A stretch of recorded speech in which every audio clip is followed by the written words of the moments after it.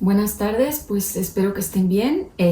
Ya pronto les envío los resultados de sus ejercicios. Es que no solo me mandaron aquellos que tenían que hacerlo, sino también pues bastantes otros, afortunadamente, que querían ver pues si están entendiendo. Entonces ténganme un poco de paciencia, estoy en ello y ya pronto se los reenvío con comentarios.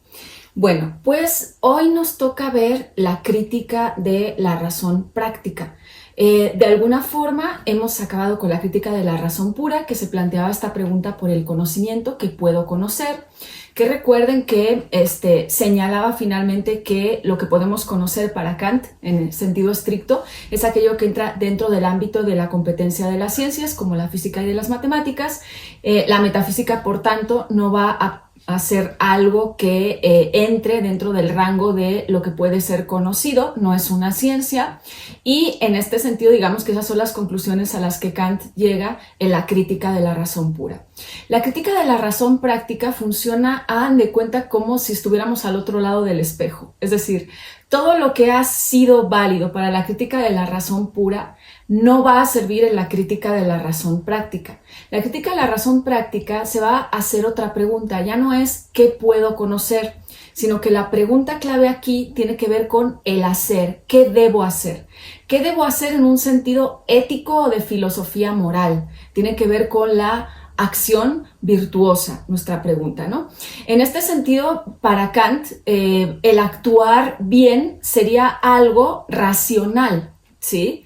Digamos que la razón podría indicarnos cómo actuar bien o cómo determinar nuestra voluntad, nuestro querer, para hacer las cosas bien. Y esa va a ser básicamente el objetivo de la segunda crítica, mostrar cómo esto es posible. En este sentido, si ustedes recuerdan, cuando estábamos hablando de la crítica de la razón pura, ¿qué era lo que criticábamos? ¿Por qué se llamaba crítica de la razón pura? Porque el problema era siempre que lo a priori o lo puro, lo previo a toda experiencia, caminara solo. Si lo recuerdan, podíamos tener conceptos, porque acuérdense que las categorías o conceptos puros del entendimiento eran 12, pero esos conceptos o categorías puros del entendimiento se tenían que o solamente servían en relación con la experiencia sensible. Si caminaban solos, corríamos el riesgo de desvariar y empezar a hablar de cosas que no tenían como ningún fundamento. Entonces, en ese sentido, la crítica de la razón pura teórica, o cuando nos referimos a la crítica de la razón pura del conocimiento, tenía que ver con evitar que todo lo a priori caminara solo sin tomar en cuenta la experiencia de los sentidos, para precisamente no construir cognitivamente castillos en el aire. Bueno, pues en la crítica de la razón práctica va a ser todo lo contrario. Digamos que si en la crítica de la razón pura no podemos prescindir de la sensibilidad, lo primero que tenemos que hacer en la crítica de la razón práctica es prescindir de esa sensibilidad, de los datos que nos llegan a través de los sentidos. ¿Por qué? Ahorita lo vamos a ir viendo más despacio, pero imagínense, porque si para obrar bien o de manera ética yo tuviera que fiarme de mi experiencia sensible, pues mi experiencia sensible sería siempre relativa a mi experiencia, por así decirlo, mi experiencia ética sería siempre relativa a mi experiencia sensible, aquello que me hace sentir bien, aquello que me hace sentir mal. Entonces, en ese sentido, yo no podría presuponer una universalidad de la ética. Cada quien estaría pues de contentillo, ¿no? Según cada quien. Entonces, en ese sentido, para Kant, la ética va a radicar en elevarse de todas nuestras circunstancias sensibles y actuar por deber. Sin que eso, lo vamos a ver, es una idea de deber muy con mucho rigor. No necesariamente esto significa que sea buena, pero bueno, así lo tenemos que plantear. Con mucho rigor, porque de alguna forma no tiene que haber ninguna satisfacción sensible mezclada en mi acción virtuosa. Como veremos posteriormente, si yo actúo bien porque me siento bien, ya no estoy actuando bien porque debo de hacerlo, sino por cómo me estoy sintiendo. Y en ese sentido, para Kant, eso no sería una acción moral o una acción virtuosa. Entonces, en este sentido, fíjense, aquello que se consideraba que era un defecto en la crítica de la razón pura, como el salirse del ámbito de la sensibilidad, va a ser una virtud en la crítica de la razón práctica. Hay que salirse del ámbito de la sensibilidad para dar con el deber, con lo que debe ser. En este sentido, por eso Kant se va a ver en un problema, porque va a tener funcionando de una manera la crítica de la razón pura o el ámbito de la razón cuando conoce, y de otra manera la crítica de la razón práctica o el ámbito de la razón cuando actúa o cuando hace lo que se debe hacer. En la primera, en la crítica de la razón pura, hay que tomar en cuenta la sensibilidad porque ella delimita nuestra experiencia, lo que efectivamente podemos conocer. En la segunda hay que sobrepasar la sensibilidad si queremos ser capaces de actuar de manera ética, si no, nunca aspiraríamos a las cosas como deben ser, sino que nos quedaríamos en las cosas como son. Y precisamente eso es lo que Kant cree que es el problema de no actuar éticamente. Entonces, en este sentido tenemos a la razón, la misma razón, operando de maneras totalmente distintas. Por eso Kant va a necesitar la tercera de sus críticas, la crítica del juicio, para unir estas dos facetas de la razón. Bueno, vamos a ver entonces cómo funciona la crítica de la razón práctica. Digamos que lo que hay que criticar aquí es exactamente lo contrario a la crítica de la razón pura. No es, como en la crítica de la razón pura, el saltarnos a la sensibilidad, sino el no saltárnosla. El no saltárnosla y entonces en ese sentido ser incapaces de obrar de manera virtuosa. Vamos a irlo viendo despacito. Para Kant, entonces, de lo que se trata de mostrar es que la razón tiene la facultad de determinar la voluntad. La voluntad es racional. ¿Por qué? Porque para Kant, que yo quiera hacer una cosa significa que hay un piloto ahí. Acuérdense que Kant es un filósofo ilustrado, ¿sí?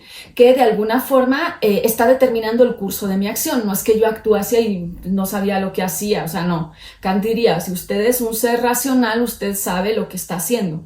Entonces, ¿cómo es que determina a su razón a que actúe de una manera o de otra? En primer lugar, Kant nos dice que para ver si somos capaces, o sea, para escapar de estas excusas de no, yo, mis circunstancias, estas cuestiones, me enredé, no, bueno, Kant diría, bueno, cuando nosotros decimos eso, lo que estamos diciendo es no somos sujetos autónomos, ¿sí? No somos sujetos que están pilotando su propia nave.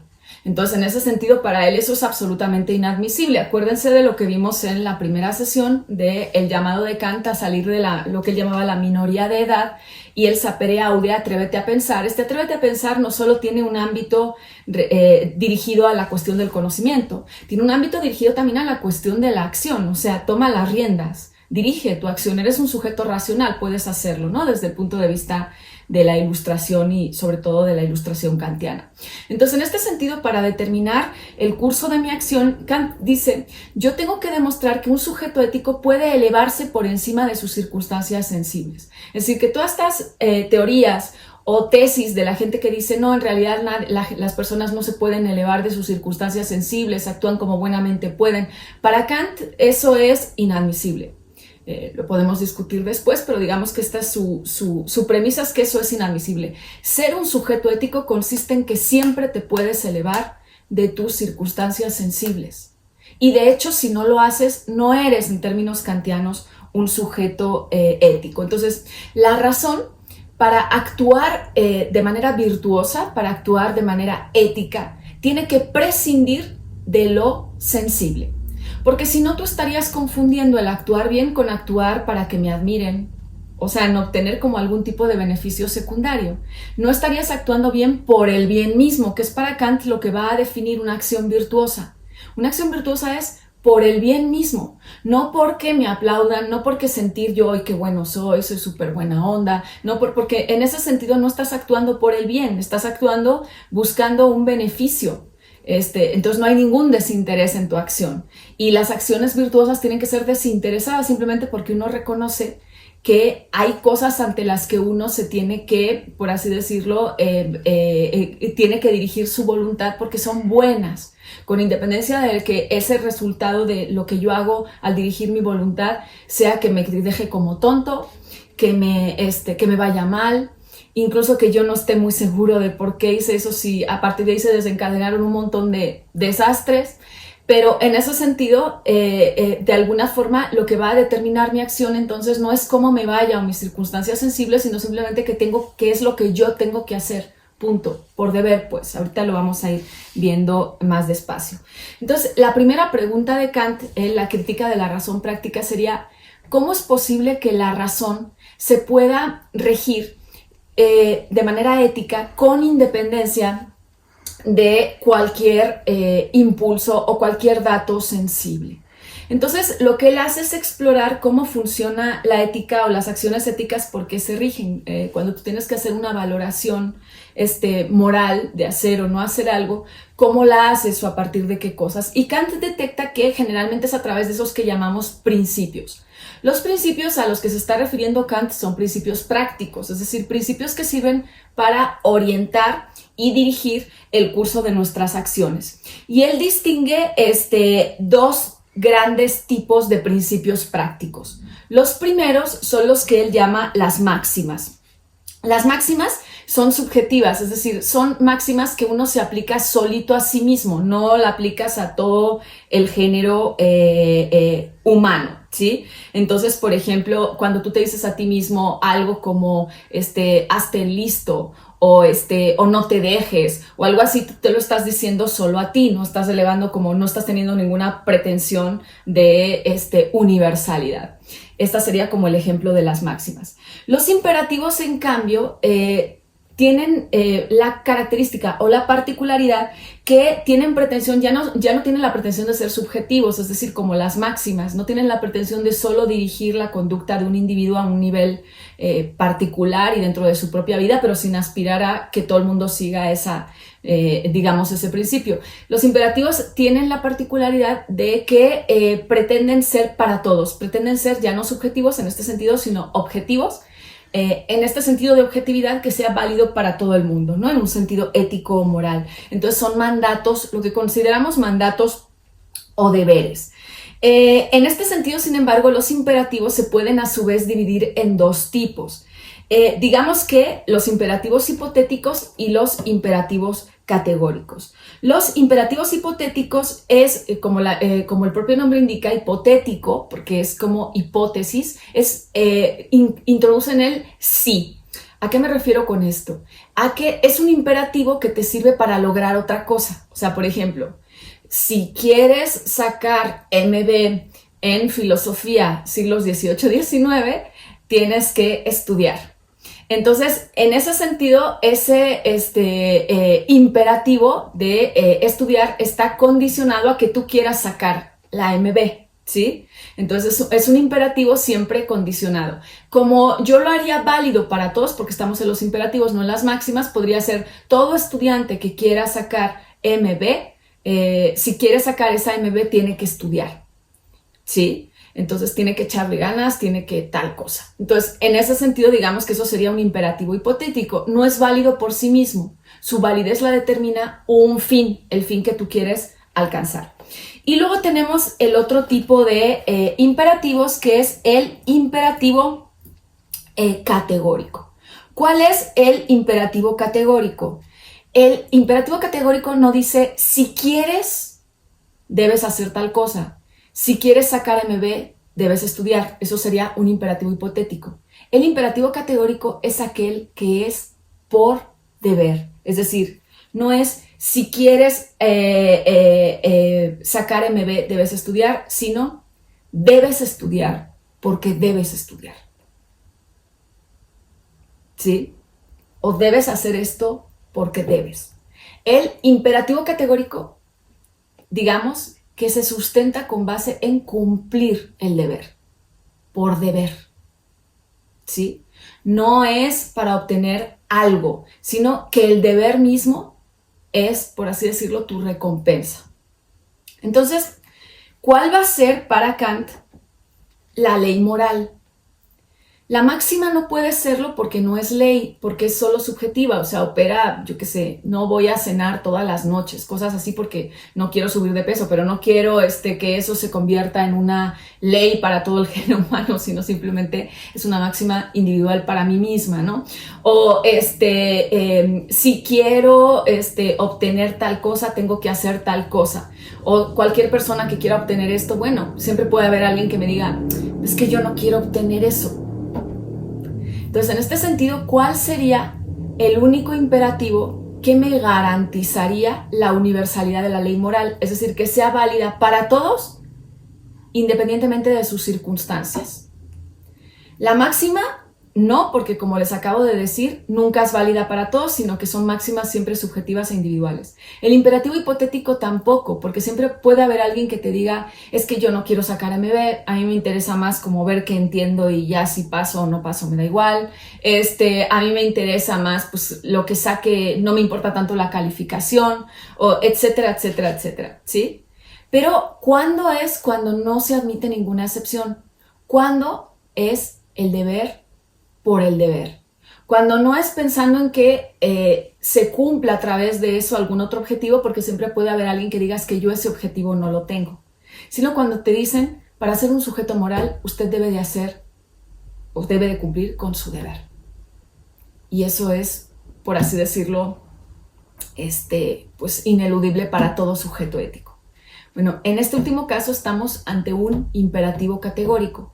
Precisamente cuando hablamos de la ley moral, es decir, de una moral que tenga que cumplirse para todo sujeto, sí o sí, estamos hablando entonces de imperativos categóricos que ahorita veremos qué son y en qué se traducen.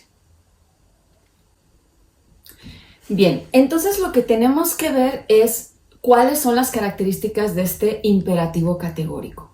Miren, una cuestión que tenemos que tener en cuenta es que la universalidad de la ley moral no es lo mismo que la universalidad de la ley que hemos visto en la crítica de la razón pura.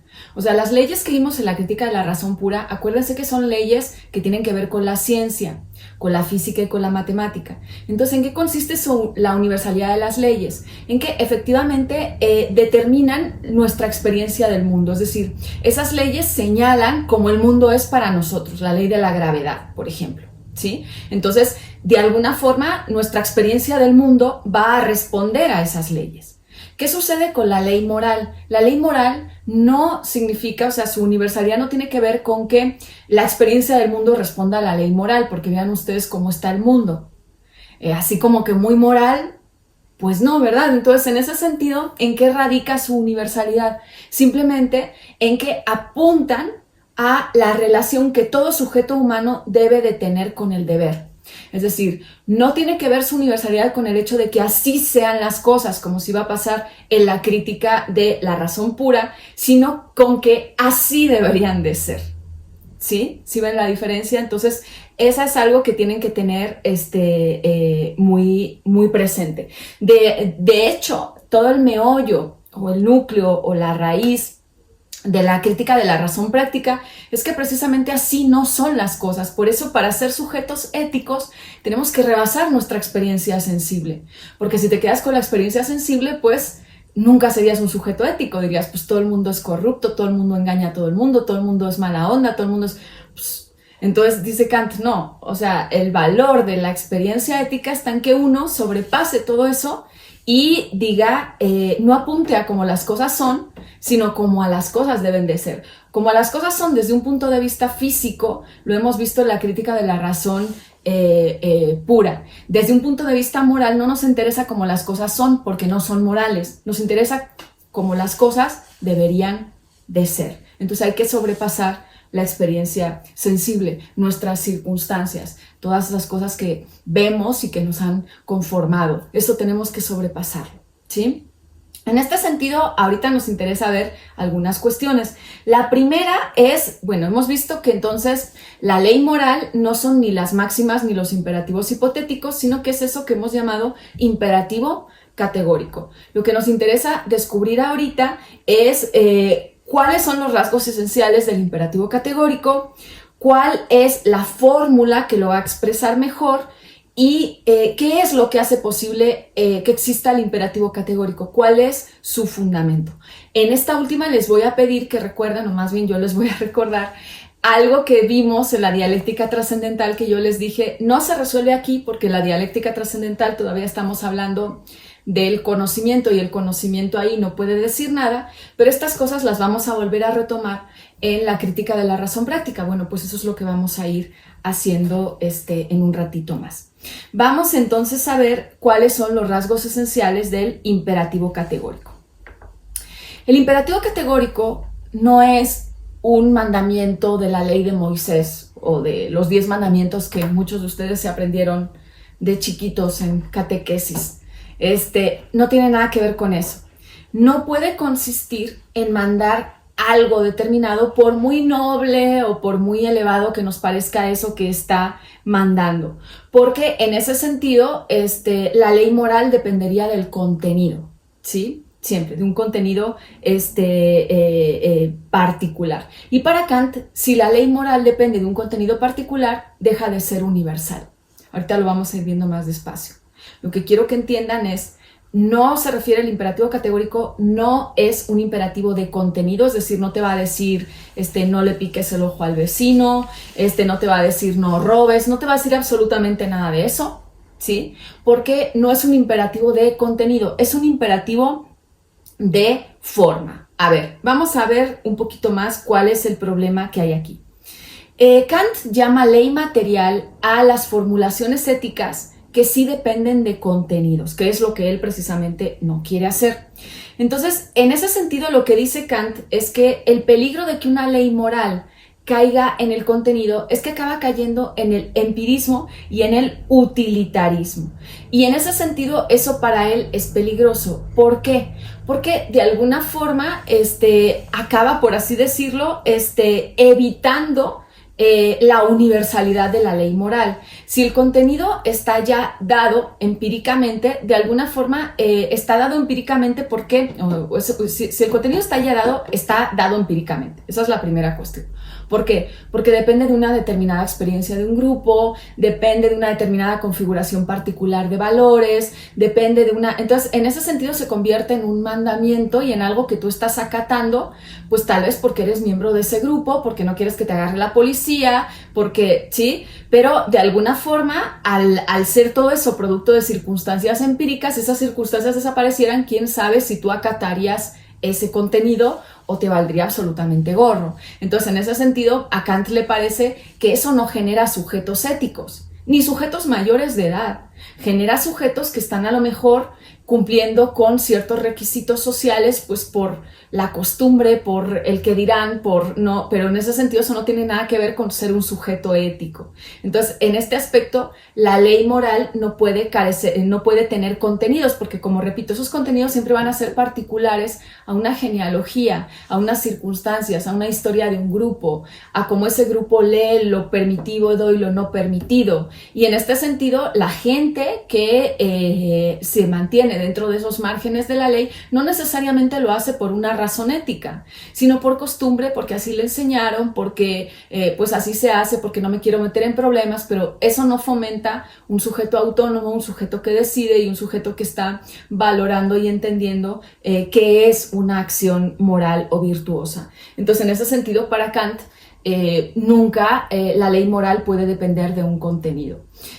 De alguna forma, lo que Kant está tratando de salvaguardar también aquí es la autonomía del sujeto. Los mandamientos lo que hacen es, bueno, los dictó Dios, entonces pues tú obedece a Dios. Kant diría, no, el sujeto ético para ser un sujeto ético, tú te tienes que determinar a ti mismo. No es porque lo mandó Dios, sino porque yo me mando a mí mismo a hacer esto. Yo hago esto porque yo así lo he decidido. Entonces, en ese sentido, es por lo que, de alguna forma, si nosotros no damos contenido a la ley moral, lo que hacemos es que ese sujeto autónomo tenga que determinarse a sí mismo. Es el sujeto autónomo el que va a tener que decidir en cada caso qué es aquello que debe o no debe hacer. Y sin embargo, ustedes me dirían, bueno, pero Kant también está diciendo que hay una ley moral y que es universal. Y yo les diría, sí, pero no radica en un contenido, radica en una forma. Ahorita vamos a ir viendo a qué se refiere Kant con esto. Digamos que la forma quiere decir que ese imperativo categórico va a ser reconocido por una forma, no va a tener contenido. Ahorita cuando lo formule van a ver por qué. Kant, el imperativo categórico nunca va a decirte no le piques al ojo al vecino, no mates a nadie, no robes. O sea, Kant no cree en un imperativo categórico así, pero es una forma que significa que dibuja ciertos lineamientos por los cuales nosotros podríamos reconocer si lo que estamos decidiendo hacer es ético o no lo es.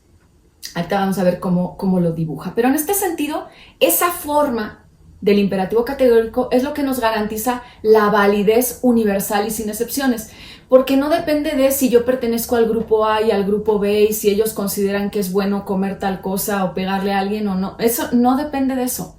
Depende simplemente de usted quiere saber si su acción es ética, la forma de su acción responde a esta fórmula, ¿sí o no? Si responde a esta fórmula, usted puede estar seguro de que su acción es ética. Pero vamos a ver que el deliberar si mi acción responde a esa forma no es nada fácil, porque precisamente es una forma, es decir, tengo que considerar el caso también concreto en el cual yo esté inmerso, ¿sí? Bien, entonces vamos a ver cuáles son las formas del imperativo categórico. Primera forma. Actúa de modo que la máxima de tu voluntad pueda al mismo tiempo valer siempre como principio de una legislación universal. Kant, si se fijan aquí, ahorita vamos a ir traduciendo un poco esta fórmula, pero si se fijan aquí, Kant no nos está diciendo eso, lo que les decía antes. No robes, no pegues, no maltrates, no asesines, no. Está diciendo lo siguiente, actúa de modo que la máxima de tu voluntad, es decir, que lo que tú has decidido, ¿sí?, pueda al mismo tiempo valer siempre como principio de una legislación universal. Es decir, lo que tú has decidido es lo que tú consideras que todos deberían de hacer. ¿Sí? Entonces, en ese sentido, ¿dónde está la autonomía del sujeto? En que Kant no te está diciendo no mates, te está diciendo, tú ve si tú determinas a tu voluntad a matar, si lo haces pensando en que todo el mundo tiene que hacer eso.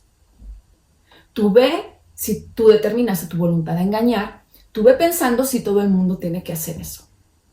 Tú ve si tú determinas a tu voluntad a traicionar, tú ve pensando si todo el mundo tiene que hacer eso.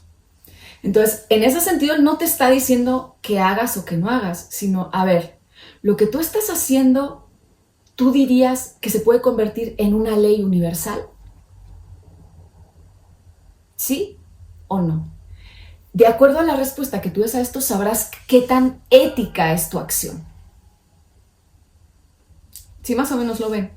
Entonces, en ese sentido, digamos que esa es la forma en la que Kant está determinando. Esta formulación que les acabo de decir del imperativo categórico es la que aparece en muchos lados de la obra kantiana, aparece en Fundamentación de la Metafísica de las Costumbres y también aparece en La Crítica de la Razón Práctica, que es la obra que estamos viendo ahora, ¿no? Y de alguna manera, fíjense, ¿por qué es una forma nada más? ¿Por qué no es un contenido? Porque si se fijan, es una validez sin excepciones, pero precisamente el contenido depende de donde esté parado cada quien. Pero no importa dónde estés parado, lo que tengas que decidir, si cumple esta forma o esta fórmula, sabrás que tu acción es ética. Esta es la que aparece en La Crítica de la Razón Práctica y en la Fundamentación de la Metafísica de las Costumbres. En esta segunda obra, La Fundamentación de la Metafísica de las Costumbres, aparecen otras dos fórmulas más del imperativo categórico. Les voy a dilucidar. La segunda sería, actúa de modo que uses a la humanidad, tanto en tu persona como en la persona de todos los demás, siempre como un fin y no solo como un medio. Vamos a traducir esto. Si yo quiero saber si mi acción con otros es ética o no, y conmigo misma, yo tengo que conducirme conmigo misma y con los demás, de forma que no solo me trate a mí misma como un medio, y a los demás tampoco, por supuesto, sino también como un fin. Fíjense que Kant es listo. Kant sabe que todos somos medios para todos. Yo, por ejemplo, soy el medio para que ustedes, capaz si se les pegue algo de Kant, ustedes son el medio para que yo pueda ganarme la vida y trabajar. Pero si yo a ustedes solo los trato como eso, como aquello que me permite ganar dinero para sostenerme trabajando, y ustedes a mí solo me tratan como eso, como esa persona que me tiene que dar información o clases sobre determinados puntos, y nos olvidamos de que más allá de aquello para lo que servimos a otros, somos personas fines en nosotros mismos, mucho más amplios que aquella función puntual que estamos haciendo para otros. pues seríamos sujetos poco éticos, ¿sí? Entonces, todo lo que tú hagas con otros, tiene que considerarlos, no solo como medios, no solo como utilitariamente o como gente que te permite hacer cosas. Eso es inevitable para Kant. En la vida social, todos nos permitimos a todos hacer cosas. Pero lo que sí es evitable es, digamos, tratar a los demás solo como eso. Hay que tratarlos como fines en sí mismos. Y también a uno mismo. Uno no se podría explotar a sí mismo por esa misma razón. Porque no eres solo un medio para obtener cosas. Tienes una finalidad más allá de eso. Entonces, esa sería la segunda formulación del imperativo categórico. Si yo quiero saber, entonces, si estoy actuando de manera ética, tendría el primer imperativo, que es si aquello, o sea, que es la máxima de mi voluntad, es aquello que yo estoy decidiendo hacer, puede ser elevado a legislación universal. Es lo que yo diría que todos deben de hacer. Y la segunda es, si yo estoy tratando a mí misma y a los demás, no solo como un medio, sino como un fin en sí mismo. El tercer enunciado del imperativo categórico es actúa, es muy parecido al primero. Actúa solo según aquella máxima que puedas querer que se convierta en ley universal, ¿sí? Entonces, en este sentido es muy parecido a lo primero, tal vez que en el énfasis está en que la primera pone mayor relieve en la ley y la segunda en la voluntad, pero básicamente son muy, muy parecidas. Bueno, en este sentido, esta ley, dice Kant, es algo que cumplirla, estas formulaciones del imperativo categórico, depende de nuestra razón. ¿Por qué depende de nuestra razón? Porque significa muchas veces, o para Kant, significa directamente sobrepasar nuestra experiencia sensible. Es decir, imagínense, aunque otros te hayan engañado y te hayan tratado mal, tú dices, yo no voy a tratar a esta persona de la misma manera. ¿Por qué? Porque yo no voy a tratar al otro como si fuera solo un medio, sino es un fin en sí mismo.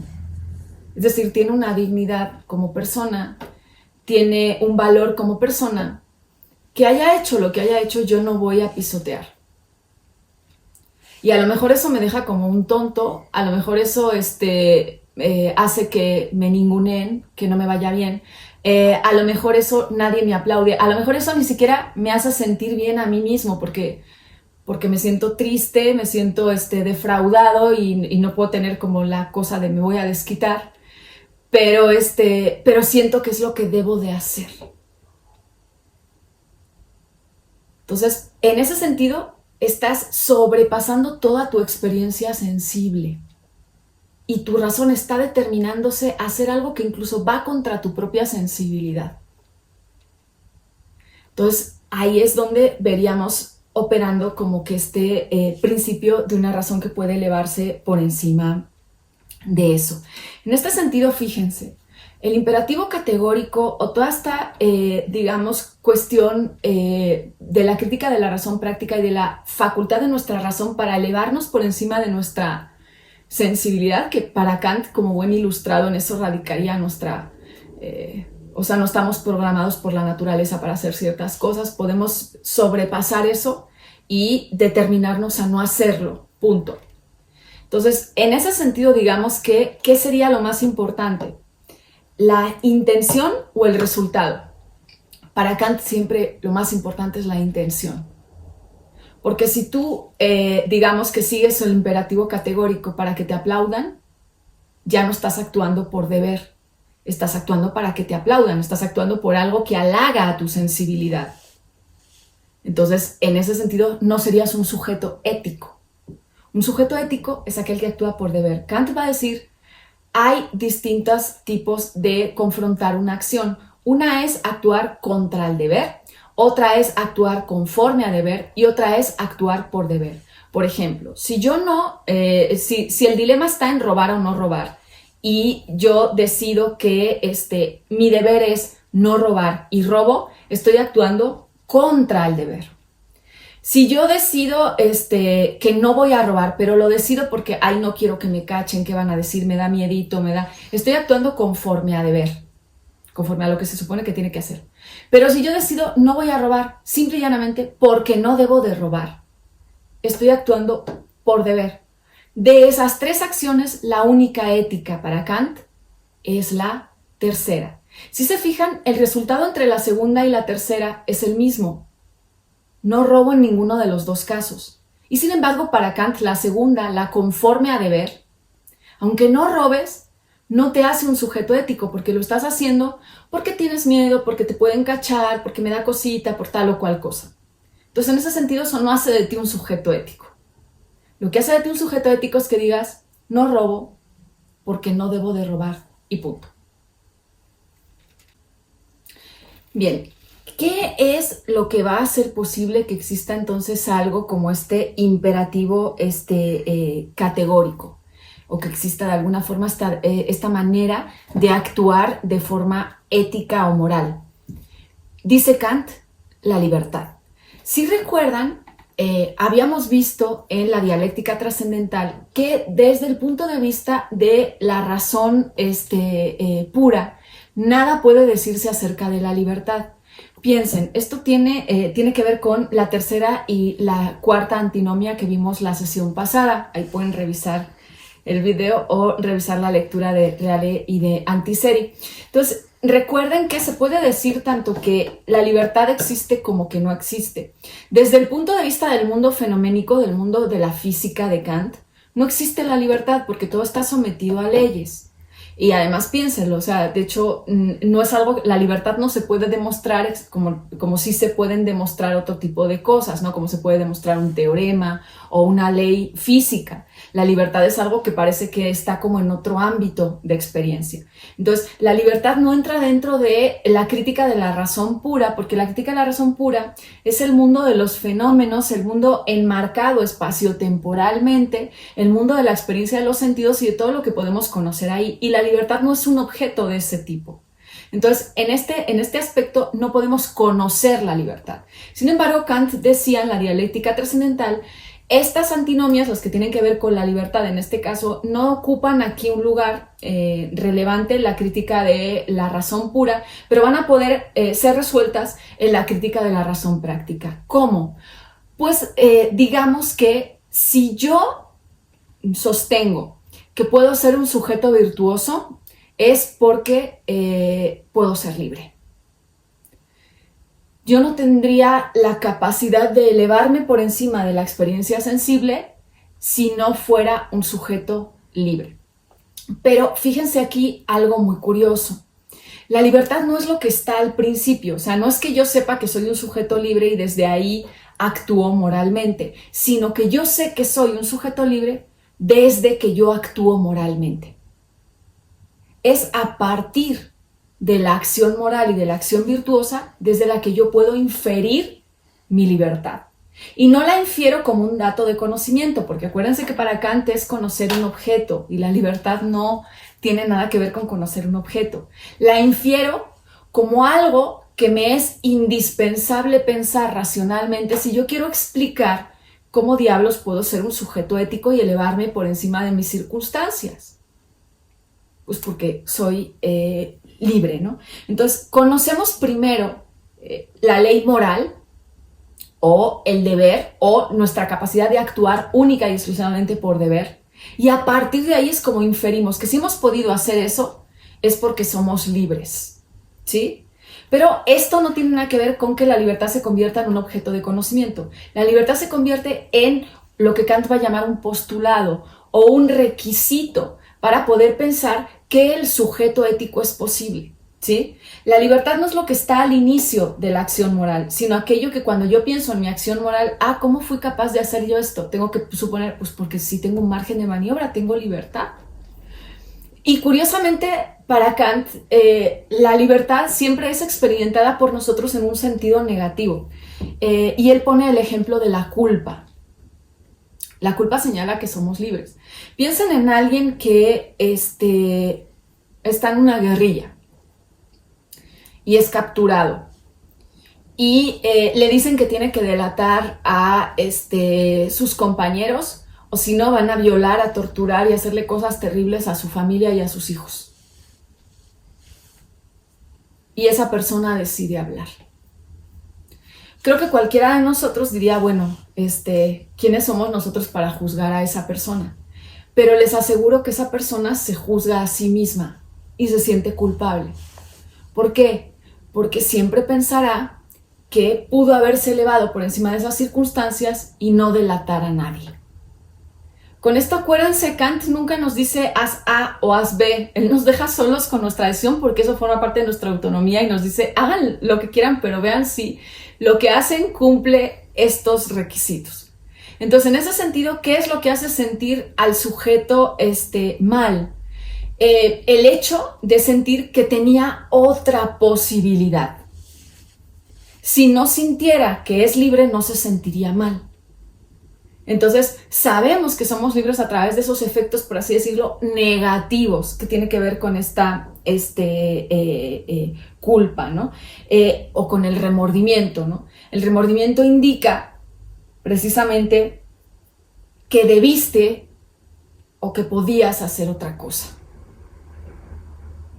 Entonces, en ese sentido, es importante que tengan esto presente. La libertad es para Kant la condición y el fundamento de la ley moral, o sea, de nuestra capacidad de actuar por deber, éticamente. Es la condición porque si no fuéramos libres estaríamos totalmente determinados por la naturaleza y los impulsos de la sensibilidad, ¿sí?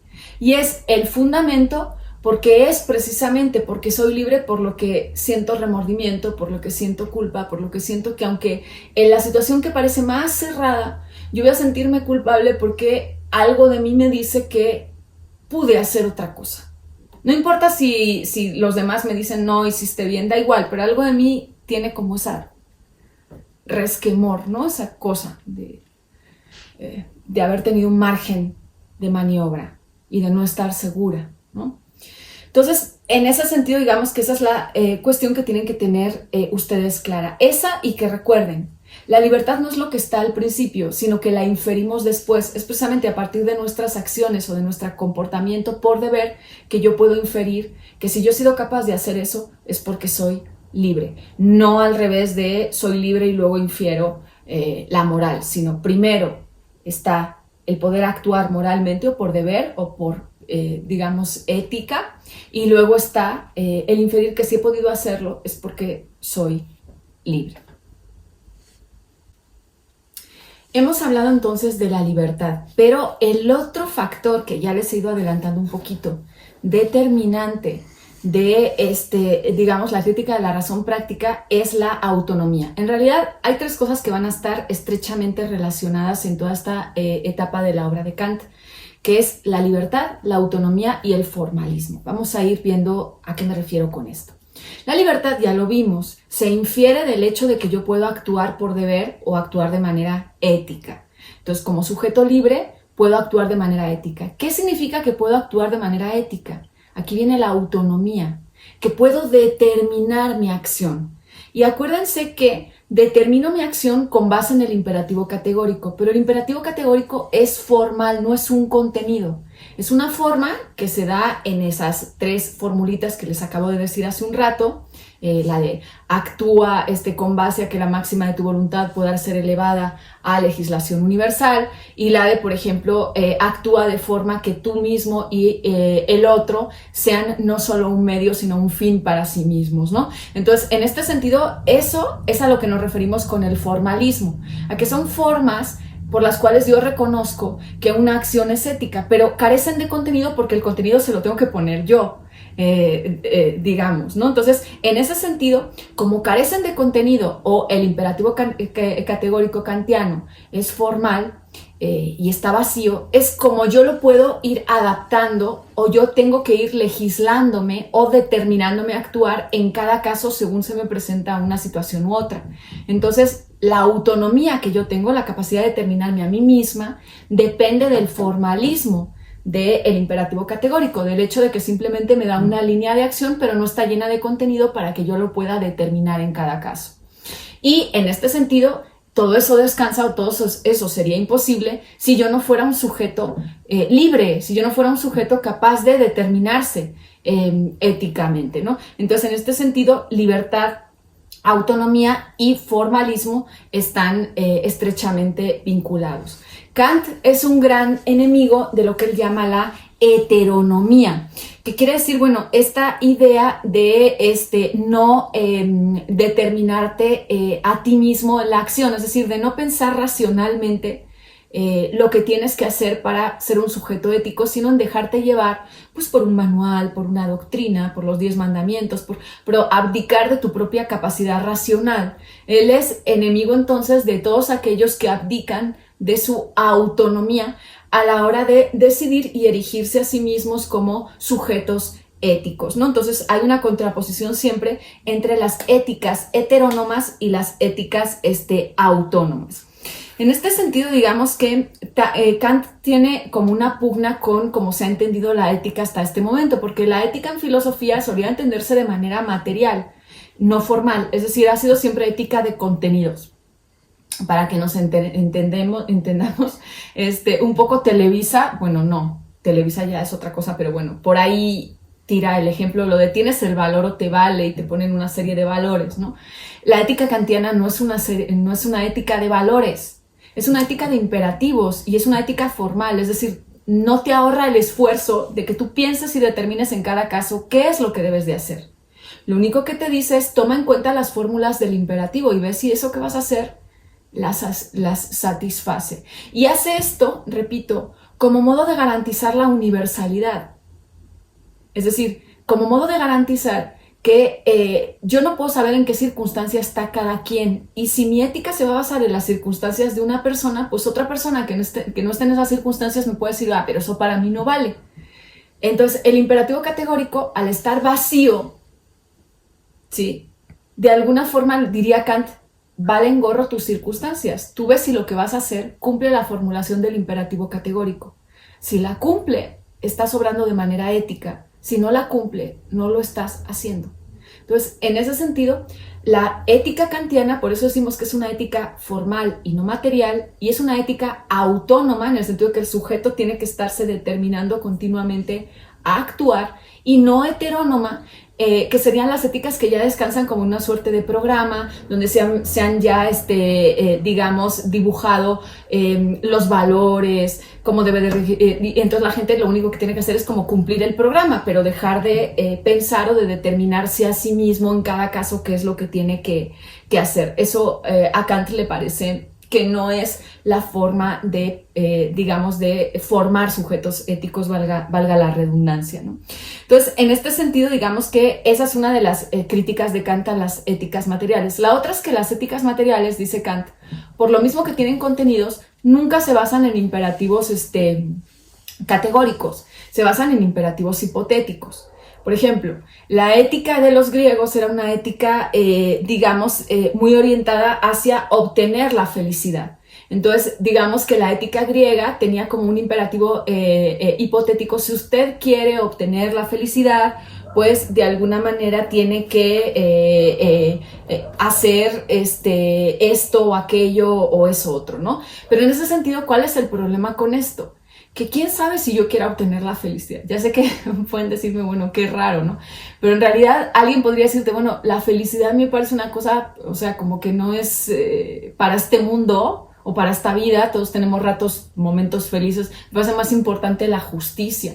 Y la justicia no necesariamente trae la felicidad siempre, porque a lo mejor lo justo es que tú tengas que repartir algo con alguien que, ¿sí? Entonces, sí, en un sentido como colectivo, a lo mejor no, pero digamos que las cosas son más complejas de lo que parecen, ¿no? Entonces, el problema con estas éticas materiales es que siempre puede haber una excepción de alguien que te diga, bueno, y yo no quiero eso para mí, ¿sí? Entonces, en ese sentido, digamos que no tengo por qué seguir esos pasos.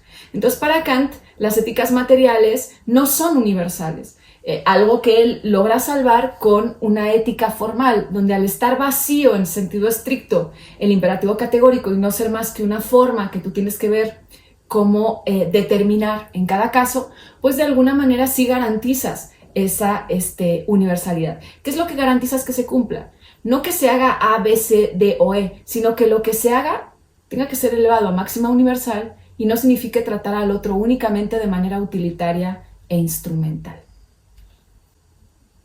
Ahora, fíjense, en este sentido, si la ética de Kant no es una ética de valores ya fijados, si le deja al sujeto la tarea de autolegislarse a sí mismo, si lo único que el sujeto tiene para efectuar esta autolegislación es esta fórmula del imperativo categórico dictada por la razón, porque como les digo, es una fórmula que escapa a todo interés sensible. De hecho, muchas veces significa que te fastidias con tu interés sensible, ¿no? Entonces, en ese sentido, ¿cómo va a ser la ética de Kant? ¿Es una ética donde el bien y el mal están señalados de antemano o no? La respuesta es, por supuesto que no. El bien y el mal no están señalados de antemano. Le toca al sujeto determinar qué es el bien y qué es el mal. ¿Y cómo lo determina? Pues con ayuda de su razón y de las fórmulas del imperativo categórico. En este sentido, es el imperativo categórico el que va a determinar en cada caso qué es lo bueno y qué es lo malo. No es el bien y el mal el que determina el imperativo categórico. ¿Sí, más o menos? El imperativo categórico, recuerden, el actuar por deber es lo que señala si yo estoy haciendo el bien o si estoy haciendo el mal.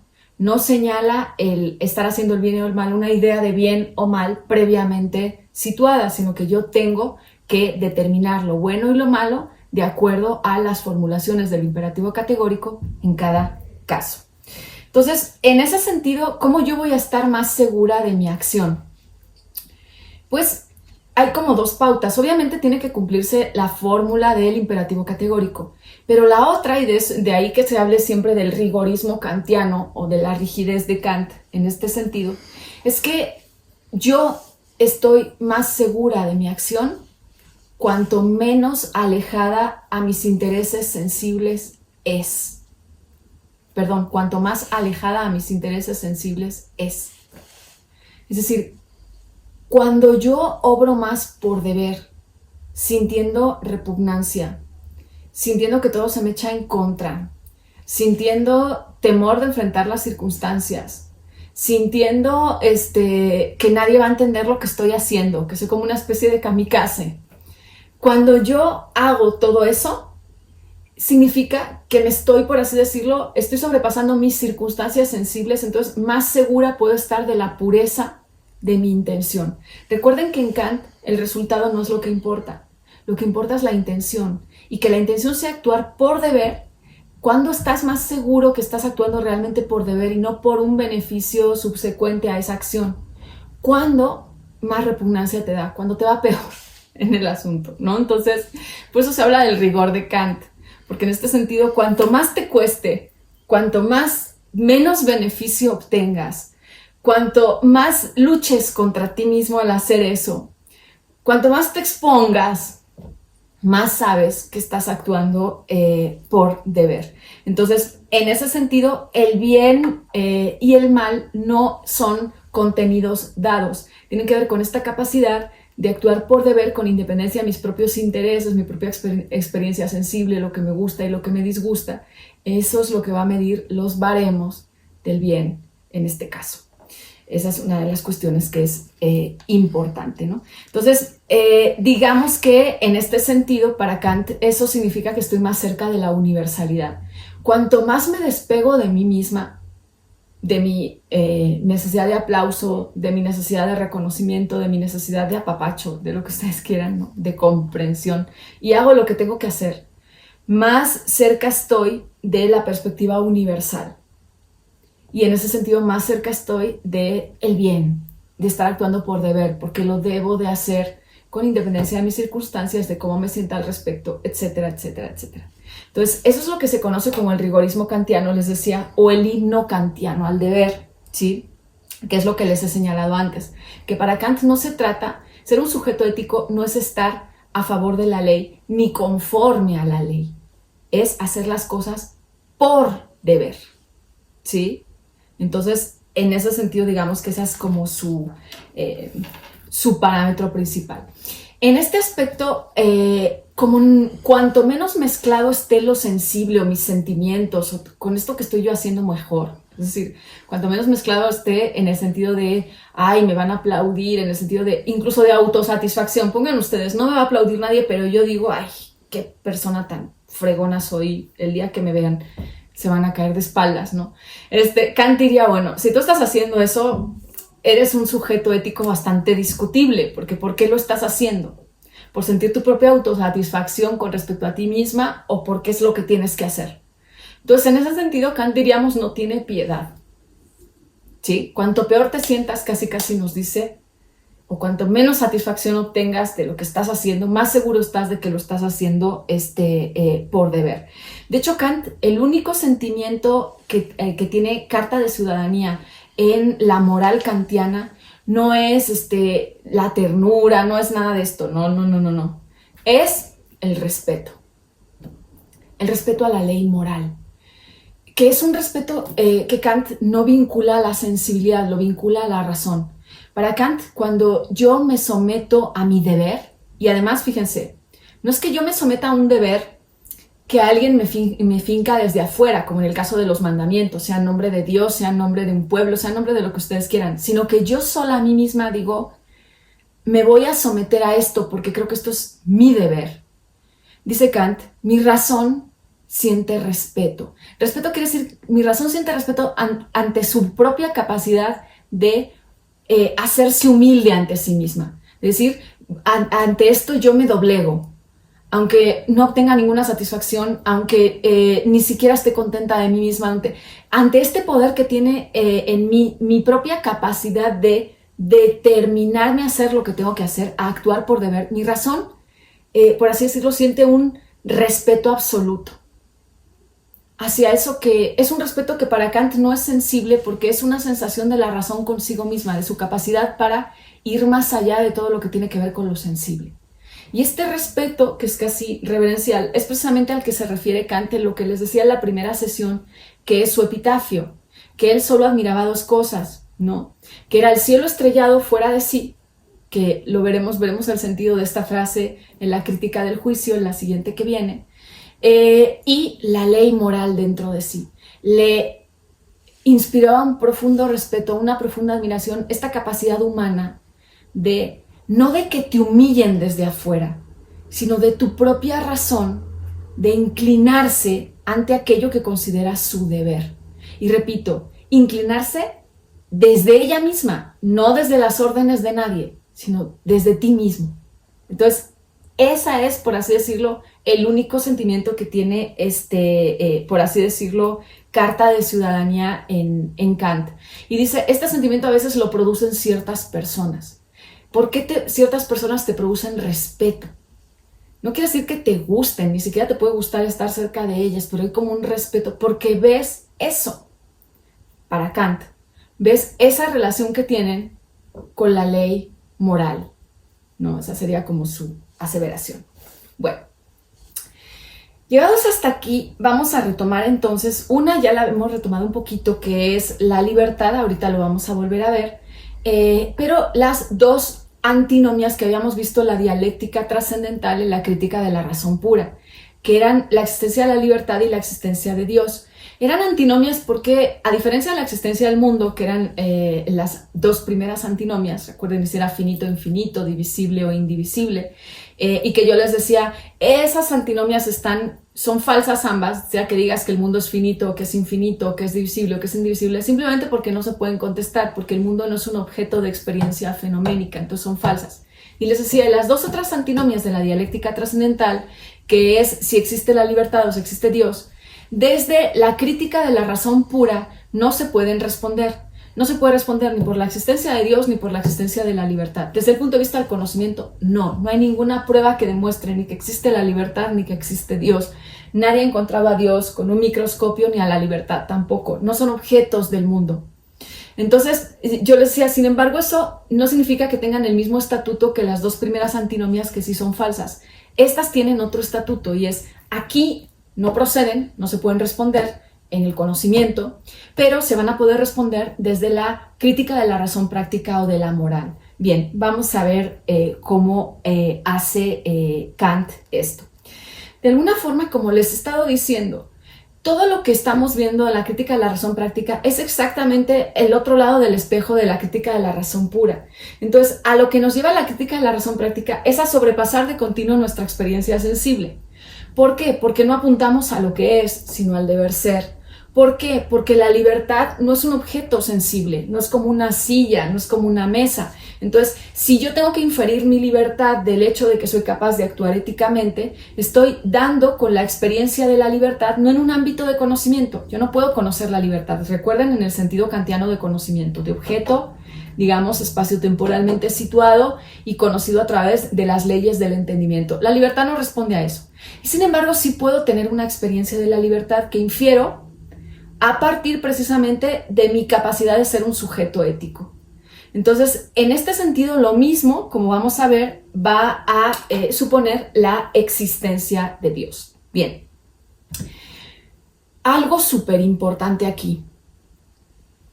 Veíamos que en la crítica de la razón pura, la libertad o Dios, o la inmortalidad del alma, que es algo que también vamos a ver, eran ideas y que tenían un carácter regulativo. ¿Se acuerdan que vimos eso? Es decir, que no nos decían nada más que aquello a lo que aspiraba nuestro conocimiento, este afán de totalidad. Bien, aquí Dios, la libertad o la inmortalidad del alma, ahorita lo vamos a ver, no son ideas, son postulados. ¿Eso qué quiere decir? Un postulado tampoco es un dogma, no es una cosa que tú tengas que creer sí o sí, como son los dogmas de la fe, por ejemplo. Un postulado es algo que tú requieres para explicar racionalmente una cosa, ¿sí? Es decir, en Kant llegamos a Dios o llegamos a la inmortalidad del alma a partir de la acción moral, fíjense, y no al revés. Por eso Kant no es un pensador religioso, porque los pensadores religiosos generalmente parten de Dios o de la inmortalidad del alma y de ahí llegan a la moral. Kant dice, yo parto de que soy un sujeto ético y moral, y cuando me quiero explicar racionalmente cómo eso es posible, tengo que postular la existencia de Dios y tengo que postular la existencia de la inmortalidad del alma. Les repito el movimiento. Lo tengo que postular no para obrar moralmente. De hecho, como obres moralmente porque Dios te va a castigar si no, Kant diría eres el sujeto menos moral que existe. Ya no estás obrando por deber. Estás obrando por temor a un castigo por querer recibir un premio, como un perrito. Entonces, no es así. ¿Cómo funciona esto? Yo obro moralmente por deber, punto. Pero si yo me quiero explicar ¿cómo es posible que yo pueda hacer esto? Ya hemos visto que necesitábamos inferir la libertad, pero también vamos a necesitar otros dos postulados, que van a ser el de Dios y el de la existencia de la inmortalidad del alma. Son postulados, no son dogmas. No son cosas que hagan que actuemos moralmente. Son cosas que nos expliquemos, son cosas que sirven para explicarnos racionalmente por qué hemos sido capaces de actuar moralmente. Espero que sí vean la diferencia. Entonces vamos con ellos. Por ejemplo, el postulado, bueno, la libertad ya hemos visto que también es este postulado, pero ya lo he visto antes, ¿no? La libertad se infiere desde el sentido en el que yo quiero explicar racionalmente cómo es posible que yo pueda obrar éticamente. No podría obrar éticamente si yo no fuera un sujeto libre. Porque si no lo fuera estaría determinado, entonces no tendría ni siquiera el dilema de cómo obrar. Pero desde que lo tengo y siento remordimiento, yo tengo que postular algo como la libertad. ¿Por qué es un postulado? Porque no es un objeto. No es algo que entre dentro de mi mundo fenoménico. Es algo que yo tengo que suponer para entender racionalmente mi propio comportamiento o conducta moral. Ese sería el postulado de la libertad. Ahora vamos con los otros dos que puede que suene un poco raro, pero espero que quede más claro ahorita que acabamos. El postulado de la existencia de Dios. Bien. Digamos que el postulado de la existencia de Dios, Kant lo establece si yo quiero justificar racionalmente que ser un sujeto ético no es absurdo. Esa es la finalidad del postulado de la existencia de Dios. Y en realidad también del de la inmortalidad del alma, van muy de la mano. ¿Por qué? Porque a nosotros la razón nos dice que el sujeto virtuoso tendría que ser feliz. Que un sujeto virtuoso no se merecería sufrir, o sea, que alguien que es buena gente no le tiene que ir mal. Eso es lo que nos dice la razón. Pero todos sabemos que en la vida no es así. Entonces Kant dice, si yo no quiero pensar que mi razón cree cosas absurdas, yo tengo que justificar que es racional pensar en la existencia de Dios y que en algún momento, por así decirlo, la virtud y la felicidad van a existir. Es decir, que las personas que obran bien van a ser recompensadas por esa acción. Cuidado con cómo pensamos esto. Esto no está como incentivo para actuar moralmente, porque si yo actúo moralmente para obtener una recompensa en el cielo o donde sea, ya no estoy actuando moralmente. Estoy actuando, digamos, hipotéticamente, no bajo un imperativo categórico de actuar por deber, sino si yo hago esto me van a dar esto, por un imperativo hipotético, diríamos. Entonces para Kant no es el caso. No, el movimiento es distinto. Yo obro por deber, pero la razón me dice que todas las personas que obran por deber no deberían de sufrir por obrar por deber. Entonces, sí, y sin embargo yo veo continuamente en la vida que las personas que obran por deber o las que hacen lo que debe de hacer o las que actúan de manera ética, pues muchas veces son ninguneadas, menospreciadas, sufren mucho.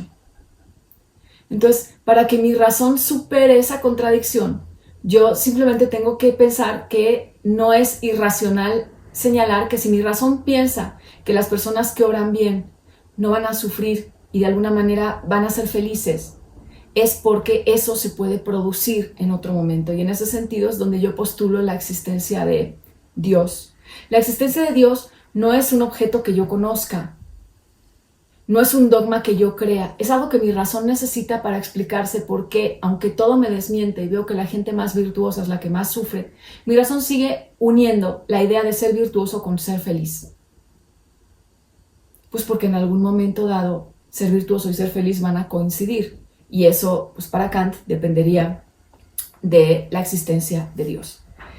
En este sentido también está el postulado de la inmortalidad del alma. La inmortalidad del alma tiene que ver con que en nuestra existencia, aunque nosotros intentemos obrar siempre por deber y aunque nosotros intentemos portarnos bien, siempre sentimos este remordimiento precisamente porque al ser seres finitos e imperfectos, pues básicamente con lo único que podemos contar es con aproximaciones a nuestro anhelo de hacer las cosas bien, pero nunca lo logramos culminar. Entonces Kant postula la inmortalidad del alma como la idea de decir este anhelo que tiene tu razón de ser perfecto, de hacerlo todo bien, de obrar moralmente bien de una vez por todas, de no equivocarte éticamente. No es un anhelo irracional. Entonces es racional pensar que aunque no se cumpla en este mundo, se puede cumplir en el otro. Entonces Kant postula por eso la inmortalidad del alma. La inmortalidad del alma en Kant es muy curiosa porque significa la posibilidad de seguir progresando moralmente aunque ya te hayas muerto. Porque ese es un anhelo o una aspiración del sujeto ético, una aspiración que no se ve cumplida en este mundo. Entonces, en este sentido, estos postulados, repito una vez más, son presupuestos que se hacen o supuestos que se hacen para pensar que no es irracional, no es absurdo, no es estar loco, no es estar tarado, el hecho de ser un sujeto ético, aunque no tengas ninguna recompensa en esta tierra, aunque te vaya de la patada, etcétera, etcétera, etcétera. Repito, es un presupuesto para pensar que la acción moral no es irracional, pero no es algo que sirva para que yo actúe moralmente. Para actuar moralmente, mi único aliciente debe de ser el deber.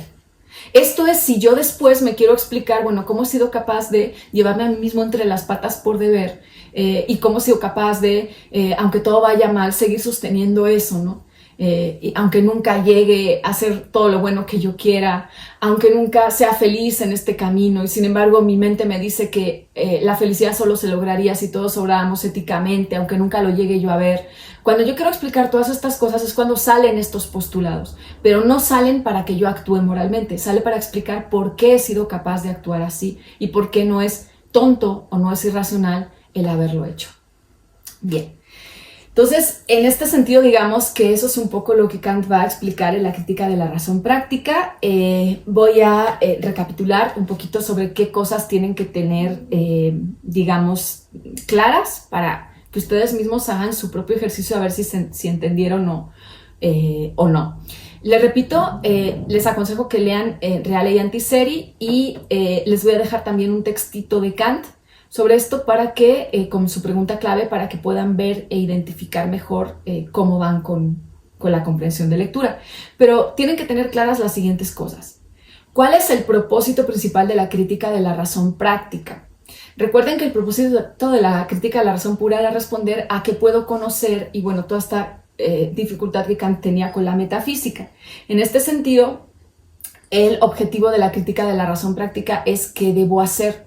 También tienen que tener claro por qué la crítica de la razón pura, digamos, qué era lo que estaba criticando, que era precisamente la razón pura o a priori que descuidaba o no tomaba en cuenta la experiencia sensible. La crítica de la razón práctica en este sentido, ¿qué está criticando? Pues precisamente cuando sí tomamos en cuenta a la experiencia sensible y por lo tanto dejamos de ser sujetos éticos. En este sentido también tienen que tomar en cuenta a qué se está refiriendo Kant con la ley moral.